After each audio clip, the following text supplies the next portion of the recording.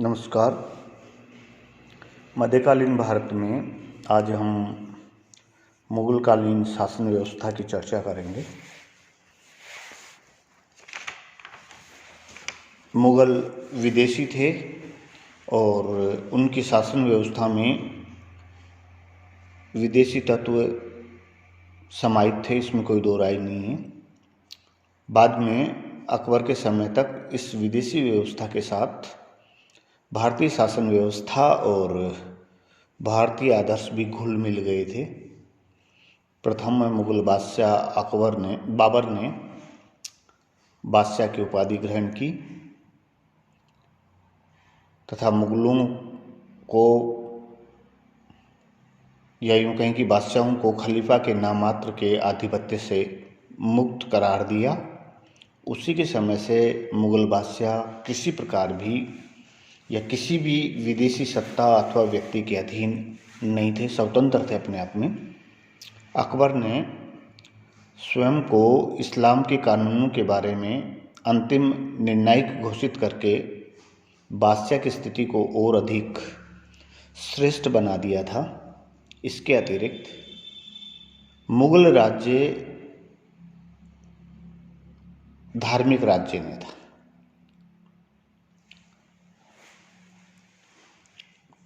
औरंगजेब के अतिरिक्त किसी भी अन्य मुगल बादशाह ने इस्लाम धर्म के सिद्धांत को अपने राज्य की नीति का आधार नहीं बनाया।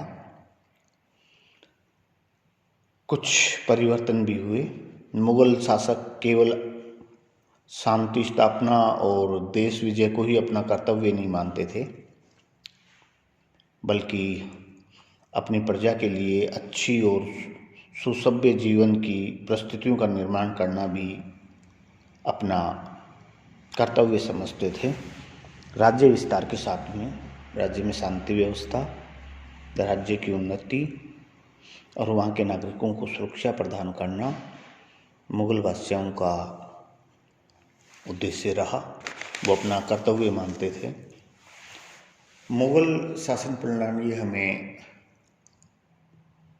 3 चरणों में विभक्त दिखाई देती है। प्रथम केंद्रीय शासन व्यवस्था, दूसरा प्रांतीय शासन व्यवस्था और तीसरा जो है वो परगने या सरकार, जिन्हें बाद में जिला भी कहा गया। 3 स्टेप हमें दिखाई देते हैं। सबसे पहले हम केंद्रीय शासन व्यवस्था की चर्चा करेंगे। केंद्रीय शासन व्यवस्था में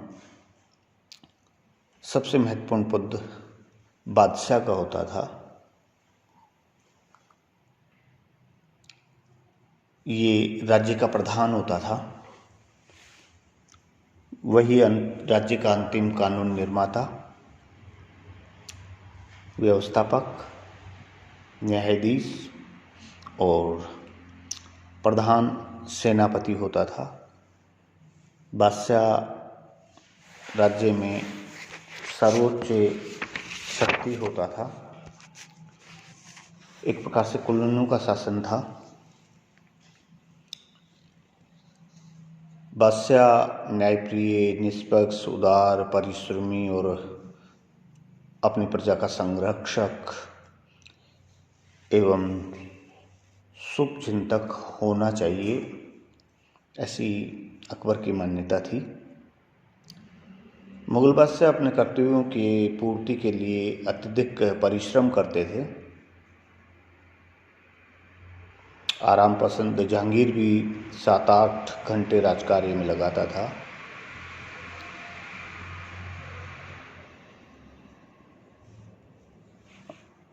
मुगल बादशाह सर्वोच्च शक्ति होते हुए भी निरंकुश होते हुए भी स्वेच्छाचारी या अत्याचारी नहीं थे। दूसरा शासक वर्ग, जिसमें अमीर, जागीरदार तथा जमींदार वर्ग को सम्मिलित किया जाता था, जो राज्य प्रशासन में प्रभावशाली भूमिका निभाते थे। अमीरों की संख्या भिन्न भिन्न भाषाओं के समय घटती बढ़ती रही और मुसलमानों के अतिरिक्त योग्य राजपूत और मराठे भी इस श्रेणी में रखे गए। ये आर्थिक, प्रशासकीय और सांस्कृतिक दृष्टि से साम्राज्य के अंतर्गत महत्वपूर्ण भूमिका निभाते थे। तीसरा जो महत्वपूर्ण पद था वो मंत्रियों का था। बहुत सारे मंत्री प्रशासन को चलाने के लिए नियुक्त किए जाते थे, जिनमें वजीर या दीवान, ये एक प्रकार से राज्य का प्रधानमंत्री होता था,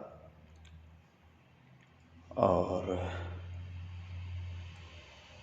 बादशाह और अन्य पदाधिकारियों के बीच की कड़ी होता था। शासन पर इसका प्रभुत्व होता था और सभी पदाधिकारी इसके क्षेत्राधिकार में आते थे। मीर बख्शी सेना का प्रधान होता था और सेना संबंधी कार्य जैसे सैनिकों की भर्ती, अनुशासन, प्रशिक्षण, वेतन, शस्त्र, रसद आदि के प्रति उत्तरदायी होता था। वह सैनिकों का हुलिया आदि सही रखता था, घोड़ों को दाग लगवाता था। तीसरा खानेसामा या मीर ये सामा। खानेसामा का प्रमुख कार्य राजकीय परिवार से संबंधित सदस्यों की जरूरतों की पूर्ति करना और उनकी देखरेख करना था। चौथा पद सद्र उस सुदूर था। ये धार्मिक विभाग का अध्यक्ष होता था और धार्मिक मामलों में वह बादशाह का मुख्य सलाहकार होता था। दान पुण्य की व्यवस्था, धार्मिक शिक्षा की व्यवस्था, विद्वानों को जागीर प्रदान करना, इस्लाम के कानूनों के पालन की समुचित व्यवस्था को देखना इसका काम था। मुख्य काजी। मुगल शासन व्यवस्था में बादशाह के पश्चात न्याय विभाग का सबसे बड़ा अधिकारी मुख्य काजी होता था, मुख्य न्यायाधीश जिसको हम कह सकते हैं। ये इस्लामिक कानूनों की व्याख्या करता था। छठवां मुहतसिब, प्रजा के नैतिक चरित्र की देखभाल करना तथा मुस्लिम प्रजा इस्लाम के कानूनों के अनुसार जीवन यापन करती है या नहीं, ये देखना इसका मुख्य कार्य था। मीर आतिश, इसको दारोगा तोपखाना का भी कहा जाता था। शाही तोपखाना इसके अधीन होता था। तोपों को बनवाना, किलों में उसकी व्यवस्था, बंदूकों का निर्माण आदि उसकी देखरेख में कार्य होते थे। दारोगा डाक चौकी, ये सूचना एवं गुप्तचर विभाग का अध्यक्ष होता था। प्रांत से सूचनाएं प्राप्त कर बादशाह तक पहुंचाने का कार्य करता था। शासन में इसका बहुत महत्वपूर्ण महत्व था। न्याय विभाग का जो अधिकारी होता था काजी उल कुजात कहलाता था। दान विभाग का सद्र उस सुदूर, सैन्य विभाग का मीर बख्शी, डाक विभाग का दरोगा डाक चौकी। ऐसे शाही आवश्यकताओं की पूर्ति करने और देखभाल करने वाला खानेसामा और इस्लाम के अन्यायियों के नैतिक चरित्र एवं आदर्श को उन्नत बनाने वाला जो था वो मुहतसिब कहलाता था। ये केंद्रीय शासन व्यवस्था में इनकी महत्वपूर्ण भूमिका होती थी। प्रांतीय शासन व्यवस्था। मुगल साम्राज्य कई सूबों या प्रांतों में विभक्त था।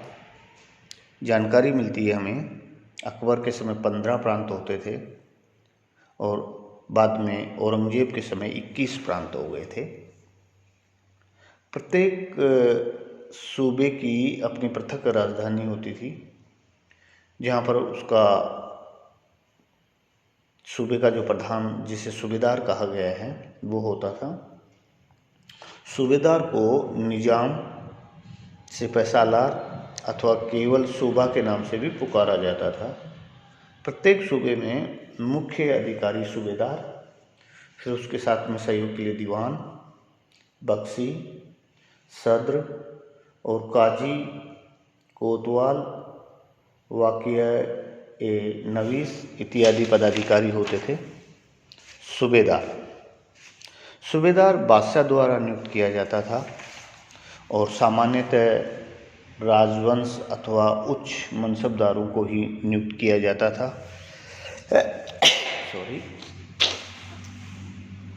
सभी राज्य के सभी अधिकार उसमें समाहित थे। शांति और सुरक्षा, प्रजा के हित की रक्षा, फौजदारी मुकदमों का निर्णय करना, विद्रोहों को दबाना, पुल, सराय, सड़कों आदि की सुरक्षा और निर्माण, कर वसूली इत्यादि कार्य सूबेदार के देखरेख में किए जाते थे। दूसरा पद, महत्वपूर्ण पद होता था दीवान। ये सूबे का वित्त अधिकारी होता था, राजस्व एकत्रित करने का काम था। तीसरा बख्शी, प्रांत के सैनिकों की देखरेख करना, उनका भर्ती करना इत्यादि उसके कार्य थे।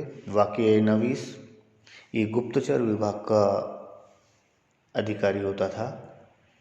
कोतवाल, शांति और सुरक्षा व्यवस्था इसकी जिम्मे होती थी। सद्र और काजी, धार्मिक और न्याय कार्य देखता था। इसके अतिरिक्त कुछ अन्य पद भी होते थे जो कभी कभार लागू किए जाते थे, जैसे दरोगा ए तोपखाना, मीर बहर। हमने अभी बात की थी कि औरंगजेब के समय में कुल 21 सूबे या प्रांत थे, जिनके नाम हमें क्रम से इस प्रकार से मिलते हैं: अफगानिस्तान, काबुल, मुल्तान, ठट्टा जिसको सिंध भी कहा जाता था, लाहौर, इलाहाबाद, अवध, अहमदाबाद, मालवा, अजमेर, आगरा, दिल्ली, कश्मीर, बंगाल, बिहार, उड़ीसा, बीजापुर, गोलकुंडा, अहमदनगर, बरार और खानदेश। इस प्रकार 21 प्रांतों के बारे में या सूबों के बारे में हमें जानकारी मिलती है। प्रत्येक सूबा या प्रांत को सरकार या जिलों में विभक्त किया गया था प्रशासनिक दृष्टि से, और प्रत्येक सरकार या जिले में फौजदार, अमलगुजार, बितिकची और खजानदार ये पद होते थे। इनकी सहायता के लिए सिकदार, आमील, फौजदार, काजी, कानूनगो, लेखक ये पदाधिकारी होते थे जो प्रशासन को चलाने में सहयोग करते थे, शांति व्यवस्था बनाए रखने, राजस्व वसूल करने, जमीन की पैमाइश करने इत्यादि का काम किया जाता था। और प्रत्येक सरकार या जिला गाँव में विभक्त थे, ग्राम पंचायतों में विभक्त थे। गाँव का शासन ग्राम पंचायत की देखरेख में स्थानीय शासन के द्वारा ही चलाया जाता था। हम अगर मुग़ल सैनिक व्यवस्था की अगर बात करें तो हमें मुग़ल सैनिक व्यवस्था में मनसबदार व्यवस्था दिखाई देती है, जो मुग़ल दरबार में महत्वपूर्ण भूमिका निभाते थे। 15,000 के मनसब की जानकारी हमें मिलती है। मनसबदार और उसके सैनिक फिर अहदी सैनिक होते थे या दाखिली सैनिक होते थे। सेना के 5 भाग मिलते हैं मुग़लों के काल में हमें: घुड़सवार सेना, पैदल सेना, हस्ती सेना, तोपखाना और नौसेना। घुड़सवार दो प्रकार के होते थे, एक बरगीर कहलाते थे, दूसरे सिलेदार कहलाते थे। जो दो प्रकार की व्यवस्था हमें मिलती है। बरगीर वो सैनिक होते थे जिन्हें घोड़े, अस्त्र शस्त्र राज्य की ओर से मिलते थे, और सिलेदार वो सैनिक होते थे जो अपने शस्त्र और घोड़े स्वयं लाते थे। इसके अतिरिक्त अगर कोई सैनिक दो घुड़सवार जो रखता था, दो घोड़े रखता था, वो अस्पा कहलाता था, और जिसके पास एक घोड़ा होता था वह अस्पा घुड़सवार होता था। निम्न अस्पा वे घुड़सवार थे जिनके दो सैनिकों के पास केवल एक घोड़ा होता, दो सैनिकों के बीच एक घोड़ा होता था। हम देखते हैं कि अकबर के समय में हस्ती सेना 50,000 तक पहुंच गई थी, हाथियों की संख्या। ये युद्ध और सामान ले जाने लाने के काम में आते थे। मुगलों के द्वारा नौसेना की व्यवस्था की गई, लेकिन बाद में ये अंग कमज़ोर पड़ गया और यूरोपीय जातियों ने कालांतर में पराजित कर दिया। मनसबदारी व्यवस्था जो थी मुगल काल में, हम देखते हैं कि